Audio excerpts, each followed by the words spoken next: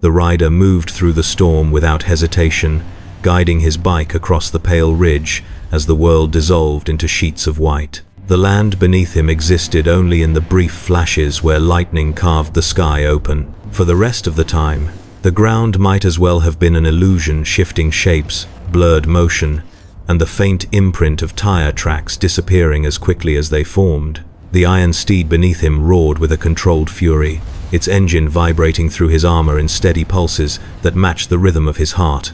He felt the familiar balance between speed and stillness, a strange harmony that White Scars learned not through instruction but through experience. The storm pressed against him, but he cut through it with the precision of a blade slicing air. The sky above trembled with thunder that rolled across the plains like an echo of the distant past. The rider embraced the moment. The storm did not slow him, it carried him.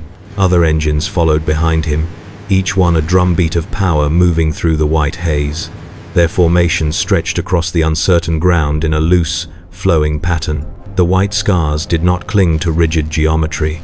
Their cohesion existed in instinct, in the subtle reading of the land and the unspoken knowledge of their brother's presence. Even here, where visibility vanished into the blinding white of the storm, the rider could feel them. He pushed the bike faster, leaning into the wind as the storm thickened. He sensed movement ahead, shifts in shadow, temporary dark shapes swallowed quickly by the storm. The prey had taken advantage of the whiteout, trying to slip past the edges of the pursuing formation. But the White Scars had already committed to the chase. The rider felt the command pulse through the advance elements, not as a voice but as a shift in momentum. Their speed increased, their engines biting deeper into the ground. The storm became a blur of striking light and rolling clouds, yet the rider's awareness sharpened. The faster he moved, the clearer his instincts became. The storm bent around him, forming a tunnel of motion through which he could see the path, not with his eyes, but with a sense of direction ingrained through countless hunts. He began recognizing patterns in the movement ahead. The fleeing force was spreading out, attempting to split the White Scars formation. It was a strategy rooted in misunderstanding. The White Scars were not a single line to fracture. They were the storm itself, scattered, shifting, always moving, but united by the momentum of the hunt. The rider veered left, guiding his bike up a low incline. The surface shifted beneath him, the soft ground kicked upward by the tires. His armor absorbed the impact without breaking the flow of movement. The incline revealed nothing but more white haze, yet he knew the prey was near. Their energy signatures flickered on the edge of his awareness, disappearing as quickly as they appeared. Lightning tore through the sky again, illuminating the world for an instant. The rider saw distant silhouettes, figures running, vehicles struggling to maintain traction, shapes moving with desperation. The clarity vanished as the storm swallowed the light again. But the moment was enough. He adjusted his course, guiding the bike downhill with a smooth descent. The other riders followed, though he could not see them. Their engines formed a chorus behind him, rising and falling like a chant. The storm amplified their presence, turning each roar into a call that vibrated across the plains.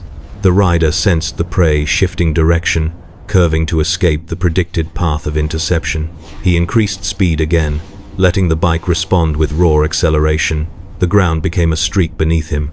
His vision narrowed not by limitation, but by focus. Everything outside the chase faded. The rider moved deeper into the storm as the advance elements stretched forward. The storm grew denser, the white fog thickening until the world dissolved into shifting light and swirling silence. The only constant was the sound of engines, his own and those of his brothers, cutting through the void. He felt the storm change. The pressure in the air dropped, the wind shifted, and the haze began to glow with faint pulses of unnatural light. It was subtle, almost unnoticeable beneath the chaotic weather, but the rider sensed it. Something in the storm was different, less natural, more deliberate. But he did not slow. His instincts told him the prey was close, and that was enough. He pushed further, allowing the speed to take him beyond thought. The bike moved as though guided by invisible hands, weaving through unseen obstacles. The storm roared around him, but he moved through it as though he were part of it. The rider crested another rise. For a moment, the storm cleared just enough to reveal a stretch of terrain ahead. Shadows moved in the distance, figures running, scattering like prey animals, sensing the jaws closing around them. The rider accelerated, tightening his grip on the handlebars. The engine screamed with rising power. He descended the ridge as the storm sealed itself again.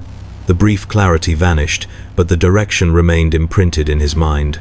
He rode toward the memory of movement, trusting the instinct that had guided him through countless hunts. Ahead, the ground shifted again. The storm thickened into a deeper white, more intense than before. The visibility dropped to nothing. The rider leaned forward, adjusting his posture to compensate. The bike remained sturdy beneath him, its systems stabilizing automatically, but even its sensors struggled to penetrate the growing distortion. The white thickened further until it became a wall, not fog, but a solid curtain of light. The rider felt a sudden surge of tension in the atmosphere. The storm did not behave like a natural phenomenon.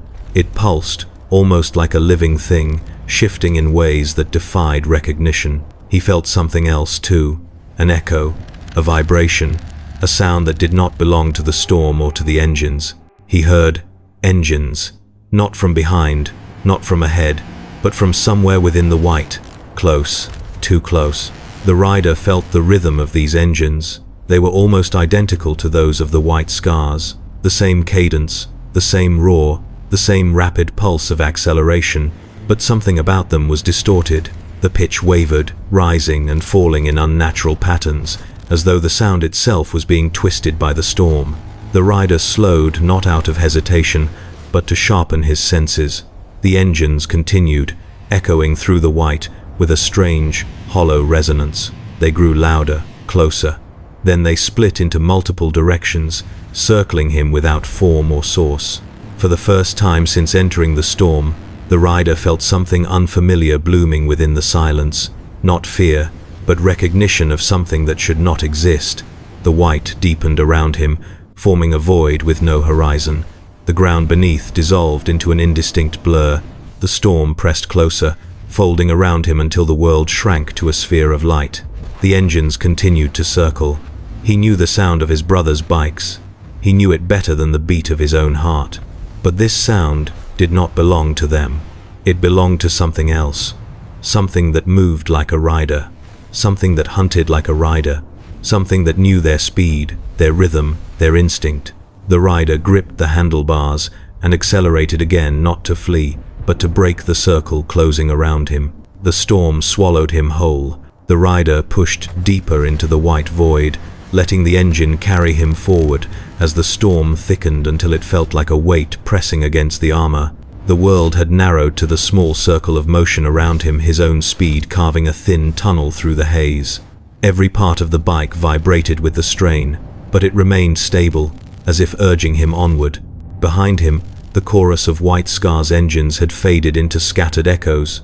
They were still there, somewhere in the shifting white, but no longer forming a unified rhythm. The storm had scattered them, stretching the formation until the presence of his brothers became faint impressions rather than certainties. He could no longer sense who was ahead, who was behind, or where the line of pursuit had fractured.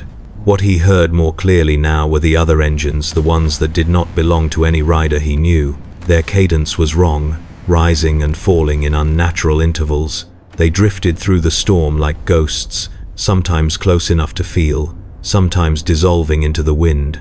They formed patterns that hinted at motion, but never fully revealed themselves. He accelerated again, refusing to let the sound circle him. The bike responded with a surge of speed, tearing through the thick air. The engine roared louder, its mechanical heart pounding in rhythm with the pulse of the storm. The white shifted around him, forming ripples in the haze as if the storm sensed his movement and adjusted to it. The ground beneath became treacherous, more suggestion than substance. The rider compensated automatically, leaning into the motion. His instincts read the unseen terrain through the vibrations transmitted into his body. He did not need to see the ground. He only needed to feel it. Yet even that sense began to distort. The vibrations changed, sometimes feeling delayed, sometimes too sharp. The bike would strike a patch of ground, and the impact would register an instant later, or an instant too soon. The distortion was subtle but unmistakable. The land was no longer behaving as it should. The rider corrected for each irregularity, refusing to yield speed.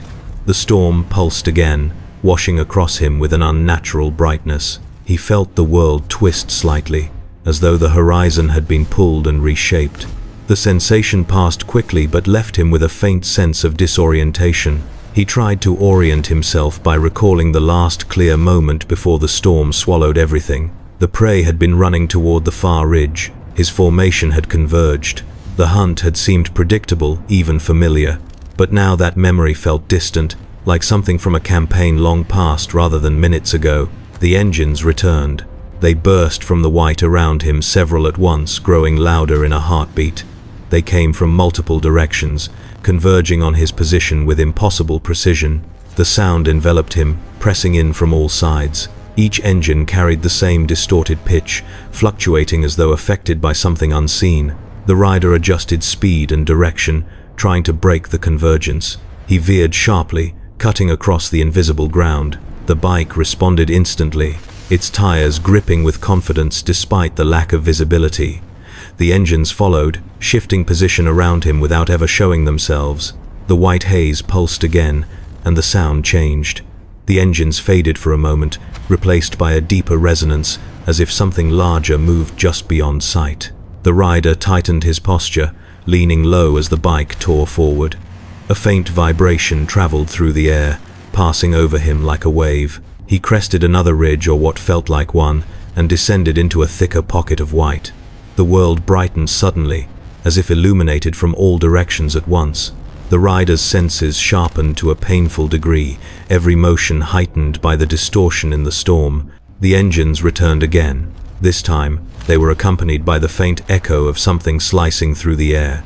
The sound was faint, almost indistinguishable from the wind, but the rider recognized it instantly. It was the movement of something rapid, something following a path parallel to his own. He tried to follow the sound, but the distortion twisted its location. It could have been to his left or to his right. It could have been above him. The storm made it impossible to track. The rider pushed on. The speed carried him through another folding of the storm, where the white thickened into a swirl of motion. The haze shifted as though pushed by an unseen force. The bike jolted, hitting a patch of ground harder than expected. The impact reverberated through his armor, but he steadied the machine without breaking pace. A sudden flash of clarity cut through the white. It lasted less than a heartbeat, but it was enough to reveal a dark silhouette to his right, tall, fast, and unnaturally smooth in its motion. It moved at a speed that matched his own, following a parallel path before vanishing into the haze again. The rider adjusted course instantly. His brothers would have done the same. They all knew how to track movement through instinct and fragments. But here, the fragments felt incomplete. The silhouette had not behaved like prey or like any known enemy. It had behaved like a rider. He continued forward, but the storm shifted again. The ground beneath felt more distant, as if the world itself was stretching away. The bike's sensors flickered, momentarily losing contact with the terrain. The rider gripped the handlebars tighter, relying solely on instinct. His field of awareness narrowed further until he could sense only the speed pressing against him. The engines circled once more. This time, they did not sound scattered. They sounded organized. They moved in a pattern, weaving around him like predators tightening a formation. The rider pushed the bike harder, feeling the machine protest but endure. He leaned into every subtle shift, pouring all focus into the motion. The storm no longer felt like weather. It felt like a barrier, thin in some places, thick in others, distorting everything that entered it. He sensed movement behind him, fast and direct. Another silhouette flickered to his left, then vanished. Pressure built in the air, as if the storm itself was compressing around him. He accelerated again, breaking through another layer of white. The storm peeled back for a moment, revealing a faint glow ahead, an unnatural light, pulsing softly through the haze. It was too distant to identify, but it drew the rider forward with an uncanny pull. Behind him, the engines grew louder. The storm tightened, and for the first time, the rider realized he no longer knew whether he was chasing something or being led somewhere. The white haze around the rider thickened until it resembled a living curtain, shifting with every vibration of his engine. The land beneath no longer felt consistent. Instead, it undulated with faint pulses, as though reacting to his speed. The deeper he pushed, the more the storm behaved like an echo chamber, folding the sound of engines into distorted fragments that drifted through the void. He sensed the others, but distantly threads of motion disconnected from any recognizable pattern. They were too far to form a line, too scattered to regroup, too enveloped by the storm to rely on formation instinct. The rider adjusted to this new isolation, without breaking pace. White scars did not fear distance between them, they thrived in the freedom of space, but even for their kind, this separation felt unnatural. The ground shifted again beneath his tires. What should have been a solid incline became a soft, unsteady surface that absorbed the weight of the bike before releasing it with delayed resistance. The sensation traveled through the machine into the rider's body in a way that made the terrain feel less like land and more like a membrane stretched too thin. The storm dimmed slightly, but not enough to reveal a horizon. Instead, pale beams of broken light flickered within the haze, bending in arcs before dissolving. The rider pushed forward, narrowing his world even further to maintain direction through instinct alone. Brief flashes of shape passed by dark forms collapsing immediately into white. They might have been rocks, ruins, or illusions created by the shifting light.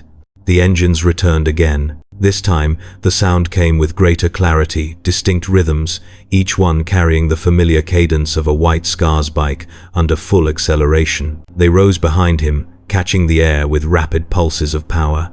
The spacing between them was perfect, almost too perfect, as though the riders had aligned into a tight pursuit formation. He extended his awareness, reaching instinctively for recognition, but nothing came. The sound carried no sense of identity, no subtle signature tied to a brother he knew. Each rider in his company had a rhythm in the way they accelerated or shifted weight. Those small variances were absent. The engines behind him felt symmetrical, flawless, hollow. The sound grew louder. The rider accelerated, letting speed carve a thin reality through the haze. The engines matched his motion instantly. The white around him tightened, forming a sense of movement that contradicted his direction. The sensation of being followed transformed into the feeling of being mirrored. He leaned sharply to the left, forcing the bike to arc across uneven ground. The maneuver was one he had practiced countless times, swift, fluid, precise. Behind him, the engines performed an identical shift at the same moment, as if responding to his motion before he finished making it. The rider felt the first flicker of unease. The storm pulsed again, releasing a deeper vibration that traveled through the bike's frame. The ground seemed to stretch beneath him, folding into a downward slope that hadn't been present moments earlier. The rider corrected, stabilizing the bike as the slope pulled him forward faster than intended. His speed increased, not by choice but by the motion of the land. The engines followed without struggle. The white thickened to the point where distance became impossible to judge. He sensed the engines behind him closing in, yet no shape appeared. No shadows broke the haze, no silhouettes revealed themselves. It was pursuit without form. The rider pushed the bike harder. The engine responded with another burst of power, the vibrations intensifying beneath him. The air around his body tore in streams as he cut through the storm. The sensation felt exhilarating, sharpening his instincts, even as the world lost coherence. He rode by instinct alone, guided by the faint imprint of the path he should be on, even if the terrain gave no confirmation. But something else traveled within the storm now. A rhythm, a pulse, a presence that matched the cadence of the engines but carried a deeper resonance, one that bypassed his senses and vibrated within the air itself. It felt ancient, constant, and intentionally layered beneath the sound of pursuit. He sensed the shift behind him, an acceleration not driven by terrain but by something forceful and unseen. The engines grew so loud they drowned the storm. Yet no heat, no light, no motion broke through the white behind him. The rider tightened his grip and pushed faster, forcing the bike to skim over terrain that no longer behaved consistently. The ground responded in unpredictable patterns, sometimes solid, sometimes soft, sometimes bending slightly under the motion before snapping back. He rode through every shift with unbroken balance. Ahead, the white deepened into a wall of swirling density. It pulsed with slow, rhythmic contractions, as if breathing. The rider felt no resistance as he rode into it. Instead, the haze parted and swallowed him whole. The engines did not follow immediately. For a moment, there was silence, total, absolute, unnatural. The rider continued forward. The world around him became a chamber of muted light, where the haze felt thicker and heavier. Even the roar of his own engine seemed to muffle into something distant, as though traveling through layers of fabric. Then the engines returned, but they did not sound behind him. They sounded everywhere at once. Their rhythm was unbound by direction, expanding throughout the white chamber with fluctuating intensity. Sometimes close, sometimes far, sometimes circling around him so fast the sound blurred into a single continuous roar. The rider slowed slightly, not out of caution, but to sharpen his perception. Each vibration in the air carried information, each echo had weight. He began to sense a pattern forming within the engine's distorted cadence. They were not random, they followed a sequence, a loop, a repetition.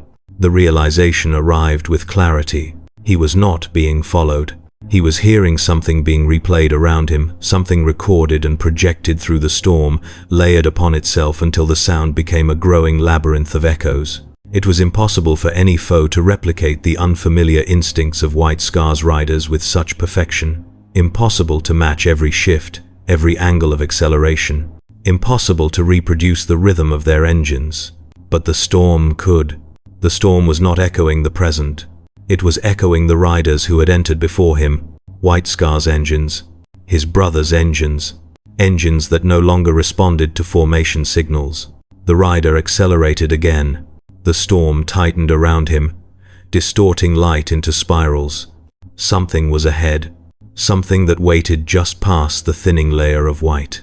The engines echoed louder, hollow, endless, and for the first time, the rider understood that he might not be the first to pass through this place. The rider pressed deeper into the chamber of shifting white as the layered echoes grew denser, folding around him like a second storm within the first. The bike moved beneath him with steady precision, but even through the machine's stabilizing systems he felt the subtle instability in the terrain. The ground seemed to shift in fragmented waves, as though several landscapes were overlapping and pulling against one another. He guided the bike across this distorted surface, letting instinct compensate for each unpredictable motion. The vibrations rose and fell with irregular cadence, sometimes dull, sometimes sharp, sometimes delayed, as if the land were responding to movements that had already happened. Each shift heightened his awareness, sharpening every sensation in his armor. The storm around him pulsed again, and the echoes of engines swelled. They no longer sounded like they were following a long chase. They rose with the cadence of riders converging tight, controlled, and purposeful. The sound carried a sense of intention, though he could not determine its origin. It traveled through the haze in spirals, weaving around him as though drawing him inward. The rider accelerated. The bike surged forward, the engine roaring with a clarity that cut through the white for a fleeting moment. The motion carried him into a region where the haze thinned slightly, revealing faint shapes flickering at the edge of perception. They were too inconsistent to define, sometimes vertical, sometimes slanted, sometimes dissolving instantly. He recognized the suggestion of figures moving, not prey, not enemies. The shapes moved with a speed and fluidity too familiar to be anything else. He leaned into a sharper angle, guiding the bike toward the ghostly motions. The ground rose beneath him, pulling him into a narrow incline. He allowed the momentum to carry him upward. At the peak, the world shifted again. The chamber of white opened into a wider expanse. The haze parted in swirls, allowing glimpses of rapid motion far ahead. He sensed multiple signatures, each one distinct in rhythm yet blending into a single, flowing pattern. They passed through the haze like shadows carried by a wind that did not touch him. He recognized the pattern instantly. It was the formation rhythm of White Scar's riders, fast, loose, instinctive. The formation parted, merged, separated, and reformed in a dance of motion that had been mastered through countless hunts. Yet something was wrong. The formation repeated itself in identical cycles, moving through the same sequence again and again. It was a loop. The riders ahead were not responding to new terrain. They were repeating actions that did not belong to the present moment. The haze flickered again, and the figures vanished, leaving only the lingering impression of their movements. The rider descended from the incline, the ground flattening beneath him. The echoes of engines followed, but now they came with a strange clarity. They sounded like engines under full strain, pushing against resistance, forcing speed through unstable ground. The reverberations grew sharper, slicing through the haze as if trying to cut through the distortion itself. He sensed the rhythm, splitting. It spread into multiple threads, some moving ahead, some diverging to the left and right, some rising and sinking like distant thunder. The sound fractured into layers, each one representing a different path. It was the sound of riders separating across a landscape that no longer existed in a single consistent form. The rider felt the pull of these divergent paths. The storm itself seemed to stretch in multiple directions, each one tugging at the edges of his awareness. The sensation mimicked the feeling of choice: turn left, turn right, veer upward, dive downward. But the choices did not feel natural. They felt imposed, as though the storm were trying to guide him somewhere. He resisted the pull, keeping the bike steady. The machine responded with unwavering loyalty, pushing forward through the distortion. His speed increased, slicing through the haze in a straight line. The storm responded immediately.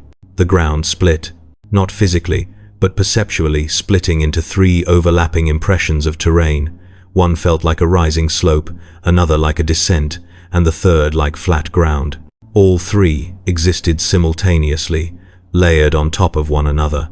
The rider felt each one through separate vibrations in the bike, as if the machine were experiencing three different rides at once. He tightened his posture and forced his awareness into a single path. His instincts chose the terrain that felt most real, the faintest resistance, the most subtle pull of gravity. He leaned the bike into that direction and accelerated. Two of the three perceived terrains dissolved instantly. The storm steadied, though only slightly. Ahead, the echoes of engines converged again. This time, they sounded closer, so close that the air vibrated with the intensity of motion. The rider felt the engines on his left and right, matching his speed with frightening precision. Yet the haze remained unbroken. No shapes emerged. No shadows crossed his path. The engines shifted again, splitting into multiple layers as if riders were weaving around him at impossible angles. He sensed the motion directly behind him, fast, aggressive, synchronized with his pace. The presence approached rapidly, its engine rising to match his acceleration with exact timing. The rider prepared to shift course. But before he could adjust, the storm pulsed with sudden brightness. The world blinked. For a fraction of a second, he saw everything clearly. Not in form, but in impression, multiple trails of motion, all belonging to White Scar's riders, slicing through the storm in perfect patterns. But none of them were real in the present. The movements overlapped. The trails twisted through each other. They repeated and rewound. They passed through terrain that was no longer stable. Some paths ended abruptly, others faded into white. He saw riders performing maneuvers he recognized: cuts, sweeps, sudden accelerations, but performed again and again, like memories looping without context. Then the storm sealed itself again, plunging everything back into white. The ground stabilized beneath him. The air grew still. The echoes quieted. Then, from directly behind him, a single engine roared with absolute clarity, louder, closer, and unmistakably focused on him. He accelerated, but the sound remained. The rider did not look back. He did not need to. Whatever followed him now was no longer an echo. It had chosen a path. It had chosen him, and it was gaining. The engine behind him grew sharper as it closed the distance, cutting through the storm's distortion with alarming clarity. Its cadence matched his speed so precisely that the vibrations in the air seemed to synchronize with the pulse of his bike. The rider pushed forward, leaning lower as the machine responded with a surge that sent streaks of pressure through the armor across his chest. The storm resisted, folding around him with greater density, but he pressed through every layer. The white haze pulsed again. Each contraction sent ripples across the ground, causing slight shifts beneath the tires. The rider compensated instinctively, guiding the bike across surfaces that fluctuated between firmness and softness. He followed the single thread of stability. He could still sense a faint pull in the land that felt like the true direction forward. The engine behind him rose in intensity. It matched his path perfectly, swinging into the same micro-adjustments he made. Every time he leaned, The sound shifted in tandem. Every time he accelerated, the echo followed with identical force. The motion carried the unmistakable impression of a rider fully in control, one who not only anticipated the terrain but predicted his choices. The rider cut sharply to the left, the bike angled in a sweeping arc, slicing through the distorted terrain. The engine behind him followed instantly, without hesitation or lag. It traced the same arc, maintaining the same distance and rhythm as though tethered to him by an invisible thread. The realization settled through him with cold precision. This was not a pursuit driven by instinct. It was a pursuit driven by mimicry. The white haze thickened as he descended into a shallow depression. The storm's density rose until the world around him felt trapped within layered veils of light. The landscape dissolved into suggestion, the faintest shapes hinting at forms that no longer reflected the real world. The rider pressed through it, maintaining speed even as the terrain reacted with greater distortion. The predator behind him continued without falter. Its engine adjusted pitch with mechanical precision, rising and falling in exact harmony. The sound no longer felt like it came from a bike. It felt like something using the bike's rhythm, the way a predator uses the gait of its prey to close the distance. He leaned forward and accelerated again. The engine beneath him roared with renewed force, but the pressure from the storm pulled against him, stretching the world in thin layers as though trying to slow his momentum. He broke through the resistance, forcing the bike into a burst of speed that left streaks of pressure in the air. The engine behind him surged in response. They passed into a region where the storm began folding inward, creating a sensation of rapid descent, even though the terrain remained flat. The rider adjusted posture to maintain balance, letting his weight shift into the pull without losing control. The air grew colder, and the haze thickened until it felt like a wall closing around him. Then he sensed motion ahead. A faint ripple in the haze, subtle, almost intangible, cut across his path. The rider reacted instantly, angling the bike to pass through the disturbance. The ripple expanded as he crossed it, sending a shock through the ground. The terrain beneath the tires became smooth for a moment, then rough, then smooth again, as though shifting between multiple versions of itself. The predator behind him passed through the same ripple. The engine's pitch wavered briefly, distorting into a deeper tone before stabilizing. The shift confirmed what the rider already suspected. The thing behind him was not bound by the same sensation of terrain. It did not struggle. It did not adapt. It simply copied the conditions placed before it. A faint outline flickered briefly in the haze to his right. It vanished instantly, leaving behind only the implication of shape, something tall, angular, and curved around the edges. The rider marked the location without slowing. The storm's distortion pressed against his awareness, but he cut through it with focused intent. The predator's engine grew louder, closing the last fraction of distance. No matter how the rider shifted, no matter the adjustments or sudden bursts of speed, the presence maintained perfect alignment. The sound never broke rhythm. The white haze shifted suddenly, swirling into spirals that circled around him. The spirals closed inward, forming a loose boundary that compressed the space through which he traveled. The storm forced him into a narrower path, the ground beneath becoming a smooth plain that stretched forward without variation. The spirals thickened behind him, and the predator followed, its engine rising in a piercing resonance that vibrated through his armor. He pushed the bike harder. The storm responded with a sudden shift. The terrain dropped abruptly, forming a long descent that pulled him downward with startling momentum. The rider balanced the machine, letting gravity accelerate him even further. The engine behind him screamed as the predator matched the descent perfectly. They plunged into a deeper chamber of white. The haze below was denser, arranged in strange waves that curved around the path. These waves pulsed gently, as though breathing. The rider rode through them, and each wave shifted slightly at his passing. The predator's sound altered for the first time. Its engine wavered not with struggle, but with anticipation. The tone deepened, vibrating through the air with the resonance of something preparing to strike. The rhythm no longer mirrored his exactly. It grew stronger, intent, and focused entirely on him. The rider surged forward. The bike roared, tearing through wave after wave of white distortion. The chamber constricted with each meter, turning the path into a narrowing funnel. Speed became the only way forward. The world around him blurred into streaks of shifting pale light. The Predator closed in. Its engine cut through the haze like a blade through fabric. The rider sensed the presence, drawing near, not as a silhouette, not as a shape, but as pressure on the air, a predator entering the striking distance of its prey. He pushed the bike harder still, letting instinct override any sense of caution. The storm buckled and folded around him. The ground trembled beneath the tires. The predator's engine rose to a howl, and the rider realized that whatever hunted him was not trying to outrun him. It was waiting for the precise moment when speed would become the perfect trap. The predator's presence pressed closer, its engine forming a narrow wall of sound that tunneled through the storm. It moved with the certainty of a hunter who already understood every shift in its prey's momentum. The rider surged forward, letting the machine carry him into a deeper layer of white, where the haze thickened into a slow-moving mass that resisted entry like cold water. The resistance clung to the bike, dragging at its frame. The engine strained, not with mechanical weakness, but with the sensation of being pulled into a drag that had no physical source.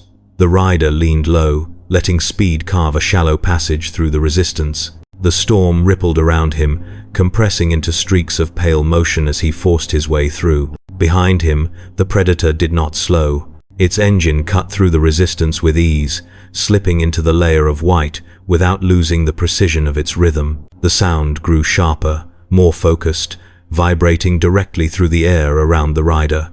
It no longer echoed, it imposed itself. The rider accelerated again. The ground beneath shifted into a continuous undulating pattern as though the land were breathing. He adapted instantly, aligning his weight with the motion. The machine remained steady under his control, riding across the distortions with the fluid certainty of practiced instinct. The predator adjusted its rhythm in perfect synchrony. For a moment, the white haze thinned into streaks. Through the blur, faint traces of motion appeared, dark trails cutting through the storm, looping and crossing each other. They moved with unnatural smoothness, as if recorded movements were playing over the terrain. The trails wound through the haze in tight arcs and long sweeps, following paths the rider recognized instinctively. They were the paths of White Scar's riders, but the trails did not belong to the present. They belonged to something that had already moved through this place. The rider kept speed, weaving through the ghost trails. Each one shimmered slightly, like marks left on the air rather than the ground. Some trails flickered and vanished. Others repeated themselves, forming loops that traced the same curve again and again until dissolving into white. The predator moved through the trails without disturbing them. Its presence cut directly across the looping paths, following the rider's motion with perfect alignment. It did not deviate. It did not explore. It pursued with the singular intent of something that required no understanding of terrain. The rider leaned into a sharp turn, letting the bike swing wide before cutting inward. The motion broke cleanly through several ghost trails, scattering the shimmering remnants into fragments that dissolved behind him. The turn opened a new path, guiding him into an area where the storm folded inward. The predator followed without hesitation. The sound mutated again, its engine no longer mimicking merely his rhythm, but adapting to the terrain with a responsiveness that felt unnatural. Each vibration carried a hint of something deeper, a resonance that pressed against the edges of perception. It was as if the storm's energy itself was shifting to accompany the predator's movement. For a brief moment, the rider sensed that he was not being chased by a physical machine. The presence felt distributed, like a pattern given shape by the storm rather than a rider within it. He pushed the bike forward, breaking through a dense curtain of swirling haze. The white parted in jagged strands that twisted back together the moment he passed. On the other side, the storm opened into a vast hollow of muted light. The chamber felt impossibly large, the haze forming a dome overhead. Within the hollow, shapes flickered in every direction, riders appearing and disappearing like reflections caught in broken mirrors. Some moved ahead of him at incredible speed. Others circled distant paths. A few barreled toward unseen enemies that no longer existed. All of them lacked definition, their outlines fading at random intervals. They repeated motions in cycles, drifting through a choreography familiar to any White Scar who had ridden in formation. They were the Storm Riders, not in flesh, but in memory, echoes of their movements replayed by the storm. The rider moved through the hollow, weaving past ghostly impressions that ignored his presence. They passed through him without resistance, dissolving the moment he touched them. Each fragment of movement carried traces of speed, aggression, and precision, perfect reflections of White Scar's riders, preserved in the storm's distortion. Behind him, the Predator's engine infiltrated the hollow with a resonance that suppressed the ghostly rhythms. The Echo Riders flickered erratically, their cycles disrupted by the Predator's presence. Trails scattered, loops dissolved, half-formed silhouettes collapsed into white. The Predator's sound grew until it drowned every other trace of motion. The rider felt it draw closer, but he still could not see it. It remained a pressure, a vibration, a rhythm, a hunter without outline. The storm reacted to it, tightening the hollow until the space narrowed around the rider. The Ghost Riders vanished completely, leaving only fragments of trails suspended in the haze. Then, for the first time, a shape flickered behind him. It lasted for less than the duration of a blink, but it held form a silhouette of a rider on a bike, rising from the haze like a distorted reflection. Its armor was stretched and fragmented, as if pulled apart by speed itself. Its weapon arm extended, blurred by motion. Its head faced forward, but the details were lost.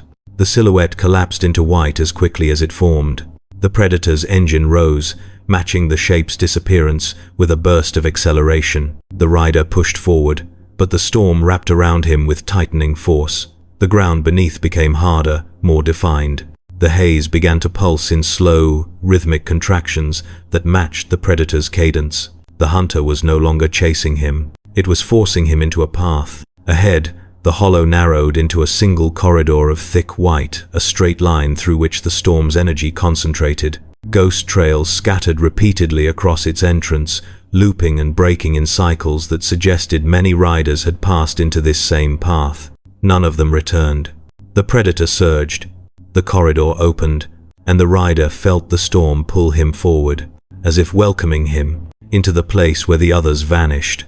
The corridor of white stretched forward like a wound torn through the storm, a narrow passage where the haze compressed until it resembled a single violent breath held by the world. The rider entered it without slowing, letting speed carry him deeper into the constricting space. The ground hardened beneath the tires, forming a smooth, featureless plain that offered no clue of what lay ahead. The walls of haze pressed inward, forming shifting ridges that bent and folded with each vibration of his engine. They responded to his movement as though alive, contracting slightly every time he accelerated. The world reduced itself to this corridor, tight, linear, unyielding. Behind him, the Predator's engine surged. Its resonance concentrated into a single beam of sound, piercing the corridor and shaking the air around him. The noise no longer resembled an engine in full speed. It resembled something beating against the storm from within, something that used the storm's distortion as part of its movement. The rider accelerated further. The bike responded with a violent burst, tearing into the corridor with enough speed to compress the haze into streaks of motion. The storm rippled violently, reacting to his presence with chaotic fluctuations. The corridor narrowed further, bending slightly upward. The rider followed the incline, balancing each shift with the ease of instinct forged through countless hunts. A faint ripple passed across the white ahead, subtle, like fabric caught in a brief wind. The ripple repeated, then repeated again, not at random. With identical timing, the rider recognized the pattern. It was the same ripple he had seen earlier when Ghost Riders looped through the storm, but now it was stationary, marking a boundary or a point where the storm's distortion began to fold into itself. He pressed forward. The ripple expanded with each rotation of his engine, stretching into a wide arc that curved across the corridor. It did not block his path. It invited entry. The Predator's engine grew louder, pushing into the space behind him with relentless force. The corridor vibrated under the combined pressure of both engines. The storm pulled tighter, forming a tunnel of constricted energy around the rider's path. He passed through the ripple. The world blinked. For a moment, there was no sensation of movement, no ground beneath him, no haze. Only the lingering impression of speed, motion without direction, momentum without form. Then the corridor returned, but changed. The haze thickened into a denser, almost solid mass, pulsing with faint light from within. The ground darkened slightly, though not enough to define color. The air grew heavy, as if filled with invisible weight pressing against his armor. Ghost trails burst into view along the corridor walls, loops of motion repeating endlessly, flickering in and out with the precision of recorded memory. They moved with chaotic speed, cutting across the corridor at impossible angles. Some trails ran parallel to his path, others crossed it, and a few spiraled upward into the haze above. These trails did not fade when approached. They broke into fragments, scattering into streaks of pale light that vanished behind him. The rider navigated through the trails, weaving between their erratic patterns. Each fragment carried echoes of engines, brief bursts of sound that matched the cadence of White Scar's riders. The storm replayed their movements like a fractured archive. The Predator's engine pierced through the corridor again. Its presence grew clearer, closer than ever before. But now the sound carried weight heavy, dense, pressing against the air like an approaching wall. The storm reacted to it instantly. The corridor squeezed tighter. The ghost trails vibrated, warping into distorted shapes. Some collapsed entirely, dissolving into white. Others elongated unnaturally, stretched by forces the rider could not see. The bike trembled beneath him as the storm's density increased, resisting every motion. The ground felt softer, as if losing cohesion.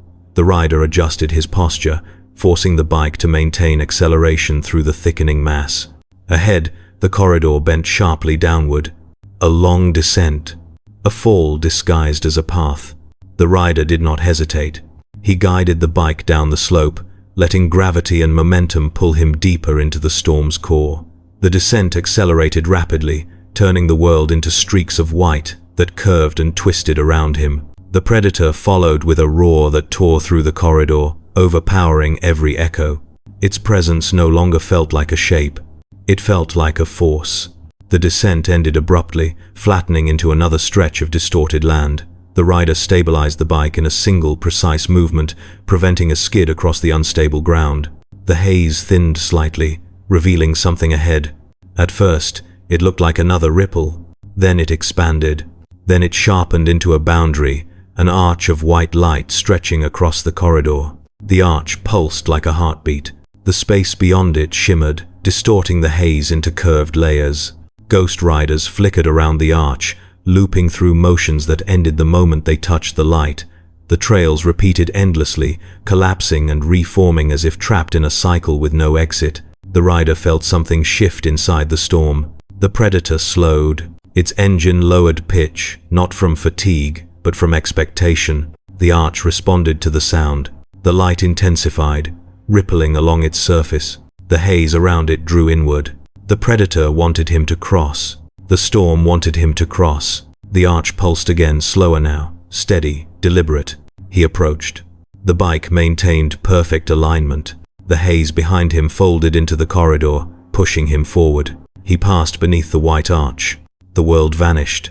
There was no storm, no ground, no haze, no sound. Only the sensation of being suspended in an endless, blinding void where nothing existed except the faint memory of motion. Then, somewhere within the emptiness, an engine ignited. Not his. Something waiting for him, in the heart of the white horizon. The engine's ignition echoed across the emptiness, like a pulse emerging from beneath layers of buried silence. It did not carry direction. It did not radiate from a source. It existed everywhere at once, spreading through the void with a vibration that reached into the rider's chest and pressed against the armor beneath it. The sensation resembled proximity to a storm, yet the air around him offered no wind, no sound, no resistance. The bike beneath him remained solid, anchored in the nothingness as though resting on an invisible plane. Its engine produced no sound, yet the sensation of momentum continued through the frame, as if it still carried velocity stolen from the corridor before this place. The rider adjusted his posture, maintaining balance not because the world demanded it, but because habit prevented the body from accepting stillness. The void around him held no horizon, no above or below, no color or shadow. Only a smooth, unwavering white that stretched in all directions without edge or depth. The ignition sounded again, stronger, clearer, vibrating through the void with perfect rhythm. No storm interfered, nothing filtered it. The tone carried weight and shape, the kind created only by an engine older than anything that had chased him through the haze. The rider lifted his gaze. A silhouette formed in the distance. At first, it appeared as a thin streak of grey against the white. Then it thickened, gathering density until it resembled a line drawn downward from an unseen point above. The line expanded sideways, stretching into a vertical shape. A figure emerged within the glow. It stood completely still, suspended in the void without any indication of surface beneath its feet. The shape grew clearer with each pulse of the distant engine, taking on definition through the steady process of materialization. Armor curved along broad shoulders. A helm formed around its head. The faint outline of a heavy engine pack protruded from its back. The white void revealed no identifying colors, but the structure of the armor, the size of the frame, and the silhouette of the bike beside the figure offered clarity beyond doubt. The shape belonged to a White Scars rider, not one trapped in ghost trail repetition, not a flicker caught between storm distortions, a form complete enough to cast its own presence across the void. The pulse of the unseen engine intensified. The figure responded with movement. It stepped forward. The action produced no sound, no vibration, no shift in the void. The movement was fluid, executed with the precision of someone accustomed to riding at lethal speed. The void did not resist or support, it simply allowed the figure to advance. The rider on the bike remained still. The advancing shape's engine pack emitted a thin line of vaporless heat distortion, rising upward before dissolving. Its bike hovered a short distance behind it, suspended by the same invisible foundation that held everything here. The vehicle carried marks of prolonged use, scratches etched into the wheel guards, dust patterns along the frame, slight dents at the edges of the fairing. These details suggested recent presence in the real storm. Not memory. Not illusion. The void pulsed again as the far-off engine roared. The shape stopped a few paces away. The rider studied its armor. The helm resembled designs worn before the heresy, bearing the aggressive curvature used for speed warfare during early campaigns. The chest plate carried dimensional ridges consistent with Legion armorcraft before deviations into later patterns. The greaves bore markings etched by crude blades, scars acquired from close pursuit hunts. None of these marks belonged to the predator that had followed him. None carried the violent precision of the ghost trail loops. These scars belonged to battles fought far beyond the storm. The void waited. The pulse of the hidden engine receded slightly, settling into a steady rhythm that resembled a heartbeat magnified through metal. The figure's bike emitted no sound but pulsed faintly with each distant rumble. The rider realized the void had begun shifting. The white beneath the bikes thickened into a faint, semi-solid surface. It did not resemble ground. It resembled pressure condensed into form. The bike settled more solidly upon it, though the world still offered no physical texture. The distant engine pulsed again. The void rippled. The figure before him blurred at the edges. Its outline wavered as though pulled in multiple directions at once. The bike behind it flickered. The phenomenon resembled dissolution, but the process repeatedly reversed, pulling the figure back into clarity before it could vanish. The void tightened around them. A faint vibration traveled through the white, creating a wave pattern that spread outward from an unseen source. The ripple passed beneath the bikes, bending upward into arcs that resembled the edges of a far-off storm wall. These arcs converged around the two riders, forming a loose sphere of distortion that confined the space. The hidden engine deepened in pitch. The figure reacted. It turned slightly, adjusting its stance, directing its helm not toward the rider but toward the empty region where the sound resonated. The movement carried weight, measured, anticipatory, focused on something approaching. The void darkened at a single point in the distance. Color bled slowly into the whiteness, forming a small circle of gray. The circle expanded with deliberate steadiness, its edges sharp and controlled. The sound of the hidden engine increased with each expansion. The void trembled gradually as the circle grew wider. The sphere of distortion around the riders tightened. The expanding circle clarified into the front silhouette of a bike. A massive engine housing emerged first. then the curved armor plating, then the protruding wheel guard. The bike carried no rider. No figure guided its descent into the void. It moved with perfect balance, drifting forward as though guided by intent without physical presence. The engine roared with layered tones, some sharp, some deep, some fragmented as if belonging to multiple machines at once. The bike's form sharpened until the details became unmistakable. The front panel bore a legion symbol, the wings of the storm, the lightning sigil. A white Scars bike fused from several patterns, each overlapping into a single, impossible structure. The rider in the void did not move. The figure beside him held position. The approaching machine halted at a measured distance. Its engine idled with a resonance that filled the entire void, vibrating through armor and bone, through the bikes and the whiteness that sustained them. The void responded. The sphere tightened. The white beneath them compressed further, forming a more distinct surface. The idling engine shifted tone sharper, cleaner, focused. Then the sphere of white collapsed inward, not violently, not instantly, but with steady, irresistible force. The world bent around them. The bikes tilted. The void folded. The white pulsed. Everything compressed toward the impossible machine. The rider sensed the transition as the storm opened around them, not into the corridor he had left, but into something deeper. A place the storm had concealed for centuries. A place where lost riders waited. A place where the predator finally revealed its form. The collapse of the void did not produce sound. It folded with an inward pull that tightened across the armor like pressure change inside a sealed vessel. The rider remained anchored to the seat, body locked into restraint, while the white sphere coiled into a narrow tunnel of compressed brightness. The figure beside him, blurred into streaks of motion, stretched across the narrowing channel as the folds of the void reduced space into a single descending path. The impossible bike, the one without a rider, held perfectly still while everything else bent toward it. Its engine throbbed with layered pitch, as if a dozen separate machines cycled at once, merging into one coherent vibration. The void finished collapsing around it, shaping the whiteness into a spiraled corridor made from light without walls, depth without floor. Then the engine surged. The bike accelerated forward, drawing the corridor along with it like a wake. The rider's own machine responded automatically, pulled into motion without command.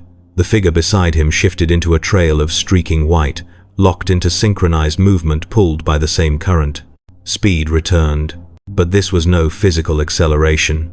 There was no air, no inertia, no resistance. Movement became sensation alone, an unbroken line of forward momentum, extending through a space with no direction, carrying them deeper into the storm's buried heart. The corridor twisted, the white bent around them, forming arcs that implied trajectory without offering any visual anchor. The sensation mimicked high-speed riding through canyon passes, though the world offered no surface to reflect the illusion. The mental echo of past hunts filled the gaps, imposing familiar patterns onto unfamiliar terrain. The impossible machine remained ahead, always at the exact same distance, no matter how far the corridor extended. It neither drifted closer nor pulled away.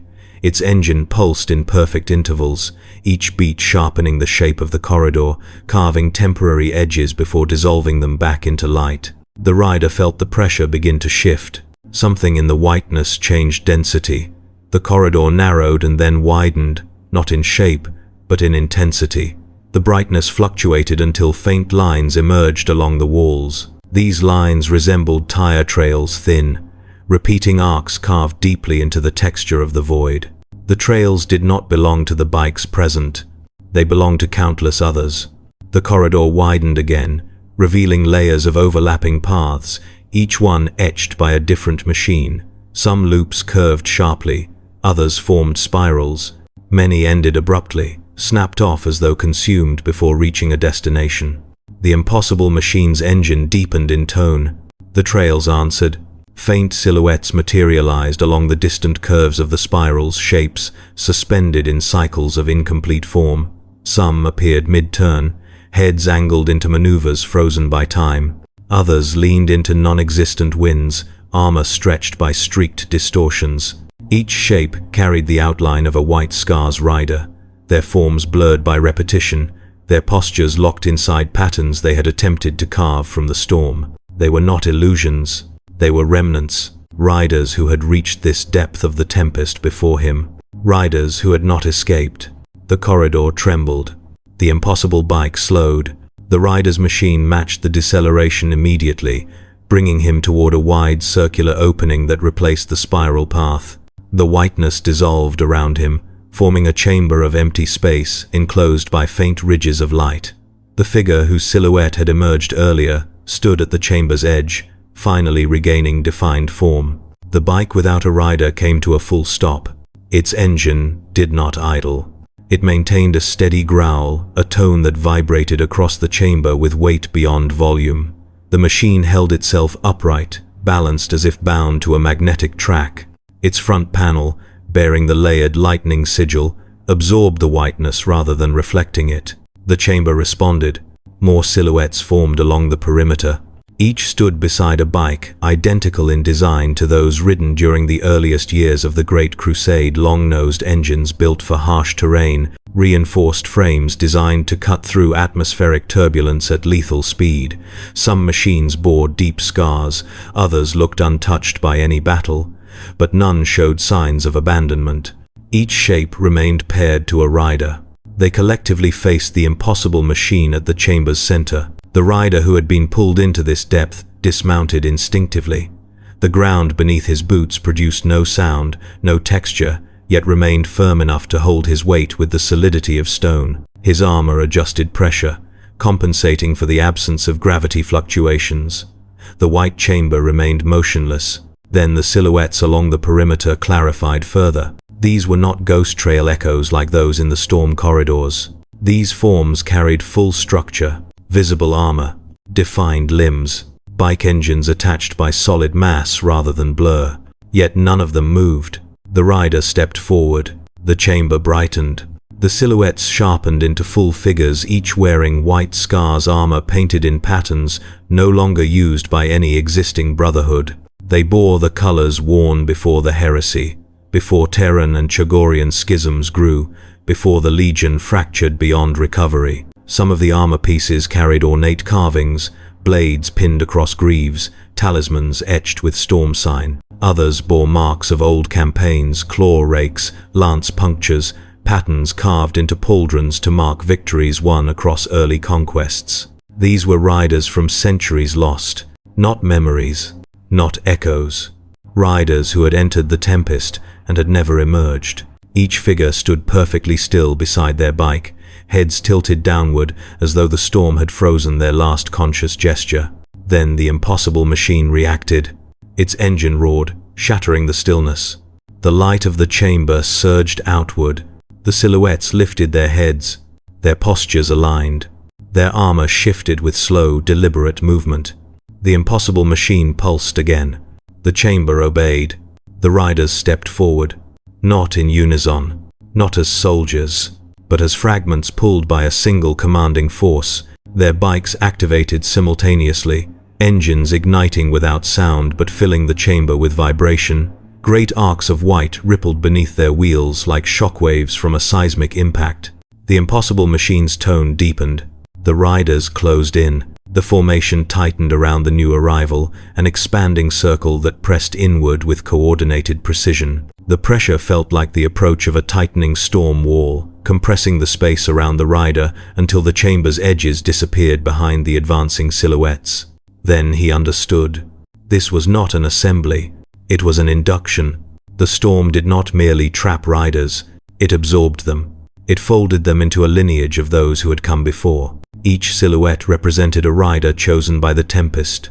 Each bike was a vessel. Each inductee became a component of the storm's hidden engine. The circle stopped only when it pressed to the edge of proximity, close enough that the rider could see the scarring patterns, the cracked armor lines, the fossilized marks of ancient hunts. The impossible machine pulsed for the final time. The chamber collapsed inward.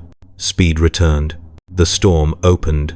Everything launched into the next cycle, and the rider realized he had been brought to the threshold where the white tempest made its claim. The chamber folded inward without warning, dissolving the riders into streaks of white that spiraled toward the center like debris drawn into a vortex. The impossible machine surged forward, dragging the entire formation with it in a movement that lacked acceleration but carried inevitability. The rider's own machine responded at once, its frame locking into a forward lean as though the storm had taken control of the posture itself.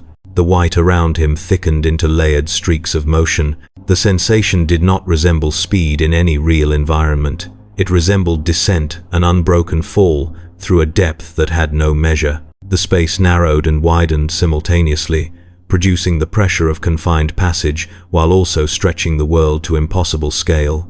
The rider felt the momentum shift again. The void transitioned into a rotating band of light, as though the storm's center cast a single path and demanded all movement follow it. The silhouettes of the riders tightened into formation. They aligned into two parallel spirals that coiled around the central machine, forming a braided path of movement. Their bikes left no trails. They generated no wind. They moved with the precision of fragments drawn along predetermined arcs. The rider found himself pulled into the pattern, his machine locking into position at the bottom of the spiral's curve. Resistance no longer existed. The storm's current overrode every instinct, every physical impulse. The spirals accelerated. The chamber vanished. Only the storm remained. The whiteness compressed into a tunnel with a single horizon point, an endless distance that never shifted, never grew closer, never receded. The figures around him rotated steadily, always maintaining the same proximity even as the world stretched into linear movement. The impossible machine led the formation, its engine producing the same layered resonance that had drawn him into this depth of the tempest. The storm intensified. Bands of white peeled away from the tunnel walls, forming circular rings that collapsed inward and struck the riders like waves. The impacts produced no physical force. Instead, each ring passed through armor and metal as though made of memory rather than matter, but every collision carried weight and echo of something familiar. A battlefield outside Chondax, a hunt during the Great Crusade, a storm front beneath twin moons, trails cut through sand and ice by brothers now buried beneath centuries. Each ring carried fragments of lives that no longer existed. The formation held. The storm narrowed. Ahead, the single horizon point began to distort. A crease formed across its center, widening into a jagged line that extended vertically. The line brightened until it resembled a fracture in the storm itself. The impossible machine accelerated. The spirals tightened. The fracture opened. A region beyond the whiteness revealed itself darker, grounded, real. The storm folded its edges inward to create a path. The formation surged toward the opening with perfect synchronization, each rider maintaining exact distance, exact position, exact trajectory, as though bound by geometric law. The rider at the edge of the spiral felt the shift first. His machine dipped. The band of white beneath him curved upward. A vertical drop formed at the path's edge. The spiral separated. The riders split along calculated arcs, some rising, some diving, some turning sideways as the path diverged into segments carved from the fracture's perimeter. Each path branched into a pattern with no visible origin. None revealed a destination. The storm intended division. The impossible machine surged through the center of the fracture and vanished into the darkness beyond. The spirals collapsed. The rider found himself forced toward the leftmost path. The storm's pull tightened, locking him into position. The band of white ahead sharpened into a narrow ramp that rose sharply before bending down into another stretch of blinding brightness. The storm intended absorption. The path offered permanence. Every rider who entered this depth had been drawn into one of these spirals. None had emerged again. The path engulfed his machine. The storm narrowed. The spiral closed around him. For a moment, there was no movement. No chamber, no pressure, only stillness, total, absolute, final. Then the machine beneath him shuddered. The storm wavered. The spiral fractured. The white bands flickered erratically, twisting out of alignment as if something had disrupted the path's structure. The storm responded violently. The whiteness ruptured into sharp planes of broken light. Segments of the spiral collapsed in on themselves. pulling shapes of old riders into loops with no continuity. Something had destabilized the cycle. The machine beneath him reacted instantly. Its engines surged with a force that did not originate from the storm's pull. The vibration carried intent, purpose, shaped into motion by the rider's own will, not the tempest's pattern. The moment it happened, the path around him buckled. The spiral shattered outward, like glass struck by internal pressure. The storm fought back. Bands of white tried to fold inward again. The corridor attempted to reseal. Loops snapped shut. Fragments realigned. His machine broke through the distortion. The whiteness peeled away. The void thinned. The storm roared without sound. A boundary appeared ahead. A wall of shifting light, porous and unstable, resembling the membrane between tempest and real space. The machine surged again. The pressure reversed. The pull of the storm receded. Momentum returned. The boundary shattered. Wind screamed against the armor. Gravity reasserted itself. The world snapped back into existence. A scorched plain expanded beneath him, dust, broken stone, and the faint outline of distant ridges. The storm howled behind him, its edges collapsing inward, shrinking back into a pattern of spiraling light before sealing completely. The rider remained alone on the bike, its engine steady beneath him. No silhouettes emerged from the storm. No riders followed. No impossible machine returned. The tempest had released only one. The horizon ahead held no sign of the storm's passage, only a long path cut across barren land, carved by wheels that had returned from a depth no other white scar had escaped. The machine settled into a steady idle. The wind carried the scent of dust and distance. The storm had made its choice, and the rider continued forward, leaving behind the place where speed and memory dissolved together, where the first riders still waited inside spirals that would never open again.